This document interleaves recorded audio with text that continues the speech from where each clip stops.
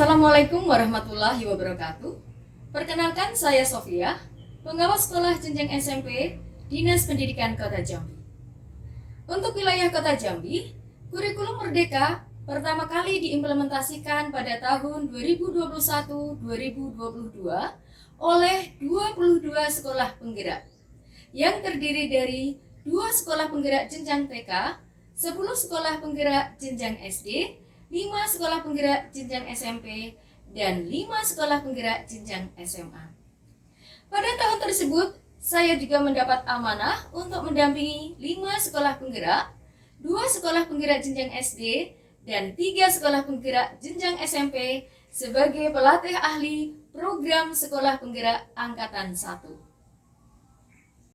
Berbekal pengalaman sebagai pelatih ahli pada sekolah penggerak, pada tahun berikutnya atau tahun pelajaran 2022-2023, saya memotivasi 6 kepala sekolah yang lainnya yang menjadi sekolah binaan saya untuk mengimplementasikan kurikulum Merdeka atau IKM melalui jalur mandiri.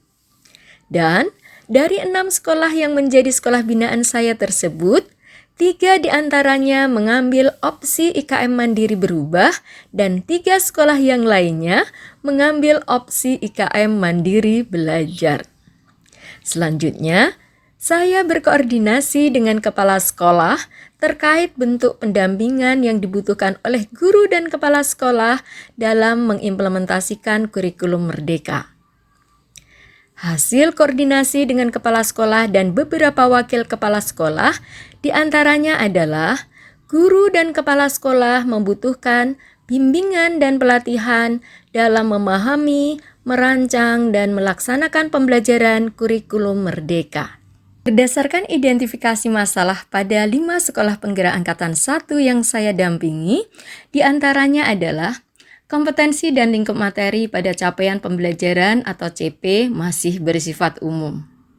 Selain itu, setiap mata pelajaran memiliki elemen yang berbeda pada capaian pembelajarannya. Hal ini menyebabkan guru mata pelajaran membutuhkan pendampingan khusus untuk dapat memahami kompetensi yang terdapat pada CP serta cakupan materi yang terdapat di dalamnya. Pendampingan khusus yang saya maksud adalah guru mata pelajaran membutuhkan pendampingan oleh orang yang berkompeten pada bidang mata pelajaran tersebut.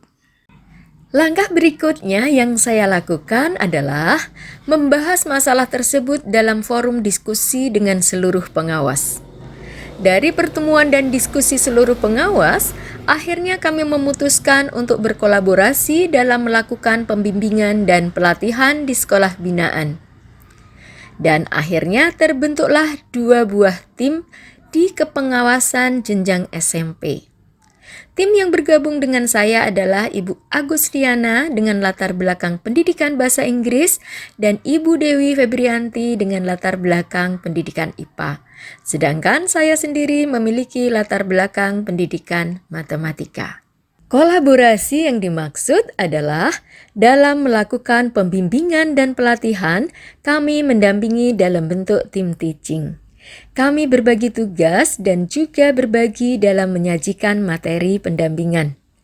Pada saat salah satu di antara kami menyajikan materi, maka 2 pengawas yang lainnya mendampingi guru yang telah dikelompokkan dalam kelompok mata pelajaran serumpun, agar dapat didampingi secara khusus sesuai karakteristik mata pelajaran. Dalam kurun waktu dari bulan Juni hingga Juli 2022, sekolah yang kami dampingi berjumlah 11 sekolah yang keseluruhannya menjadi sekolah binaan kami bertiga. Kami mengidentifikasi sekolah yang jumlah gurunya lebih dari 15 orang, kami lakukan pendampingan per sekolah, sedangkan untuk sekolah yang jumlah gurunya kurang dari 15 orang, pendampingan kami lakukan dengan menggabungkan 3 atau 4 sekolah sekaligus. Meskipun dalam pelaksanaannya ada 2 sekolah yang jumlah gurunya masing-masing kurang dari 15 orang, mereka meminta pendampingan tersendiri atau tidak digabung dengan sekolah lain. Karena pertimbangan jarak yang jauh dan karakteristik sekolah tersebut adalah pesantren. Dua sekolah tersebut adalah SMP Al-Fatih Jambi yang beralamat di Pematang Sulur Telanepura dan SMP Alam Al-Fat Jambi yang beralamat di Tangkit. Ada 4 komponen yang harus ada pada profil pelajar Pancasila. Apa itu? Kita di sini sedang ngapain, Bapak Ibu? Kita belajar. Oke, belajar. Bukannya Bapak Ibu sudah menjadi guru, kapan sih belajar? Mengembangkan pengetahuan yang ada. Mengembangkan pengetahuan kan sudah ada. Baik, dimanapun, kapanpun kita selalu harus belajar. Namanya apa Bapak Ibu? Pelajar sepanjang hayat. Pelajar sepanjang hayat. Ya kan? Jadi profil pelajar Pancasila itu apa sih? Pelajar sepanjang hayat. Apa itu cukup? Pasti tidak. Tadi seperti yang disampaikan Bapak tadi, saya paham maksudnya mengembangkan kompetensi, gitu ya. Harus punya kompetensi. Generasi yang akan datang itu harus berkompeten. Maka selain pelajar sepanjang hayat juga harus berkompeten. Apakah cukup berkompeten? Bagaimana dengan Pancasila tadi? Apa kaitannya? Banyak orang berkompeten, tapi yang paling penting adalah berkarakter dan berperilaku sesuai nilai-nilai Pancasila. Itulah tujuannya, atau itulah makna dari profil pelajar Pancasila ini. Pelajar sepanjang hayat yang berkompeten, berkarakter, dan berperilaku sesuai dengan nilai-nilai Pancasila.